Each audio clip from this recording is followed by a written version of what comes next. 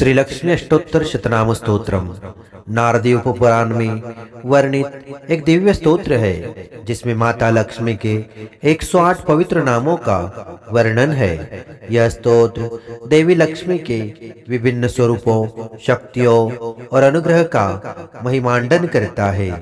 माता लक्ष्मी धन, समृद्धि और शुभता की देवी है। अपने भक्तों को कृपा प्रदान कर हर प्रकार के कष्टों को दूर करती है। इस स्तोत्र के पाठ से घर में आर्थिक संपन्नता आती है और धन संबंधी सभी बाधाएं दूर होती है।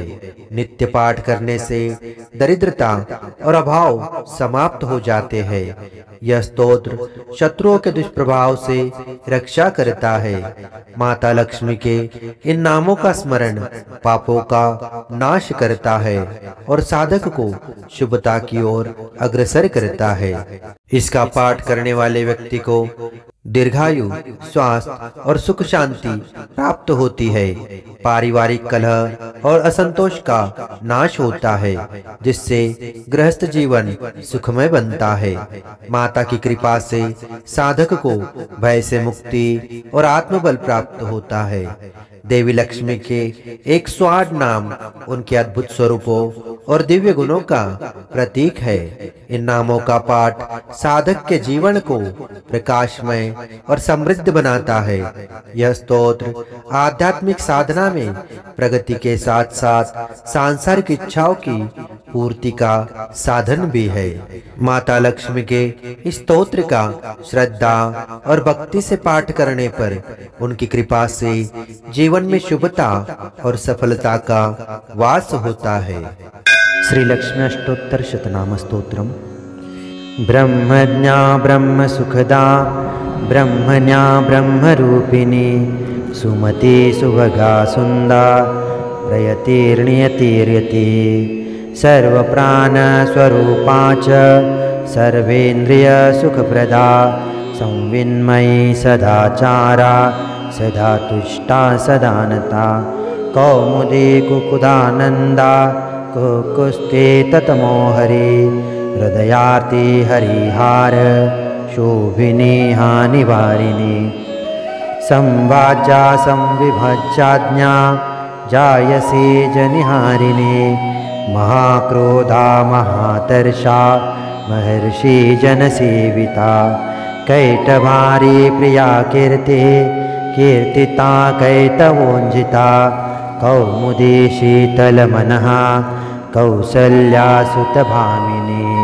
कासरानाभिकाता या पेशयत्ता विवर्जिता अन्तिकस्तातिदूरस्था हृदयस्ताम्बुजस्थिता मुनिचित्तस्थिता मौनी गम्या मान्धातृपूजिता मतिस्थिरीकर्तुकार्य नित्यं निर्वहनोस्तुका मही स्थिता च मध्यस्था द्युस्थिताधस्थितोर्दगा भूतिर्विभूति सूरभि सूरसिद्धार्तिहारिणी अतिभोगातिदानाति रूपाति करुणातिभा विज्वरा विजदा भोगा वित्तन्द्रा विरहासहा शर्पकाराति जननी शून्यदोषा शुचिप्रिया निस्पृहा सस्पृहा नीला सपत्नी निधिदायिनी कुम्भस्तनी कुन्दरदा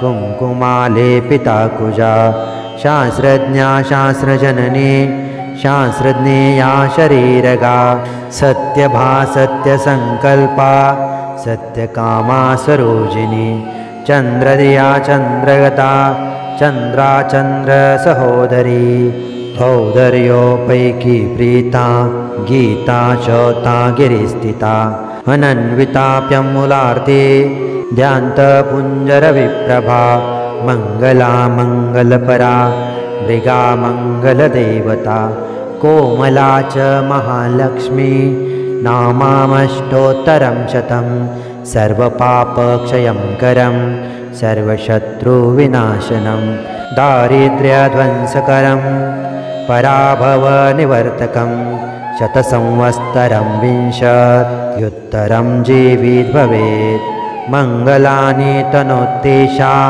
श्रीविद्यामङ्गला शुभा इति नारदीयोगपुराणान्तर्गतं श्रीलक्ष्म्यष्टोत्तरशतनामस्तोत्रम्।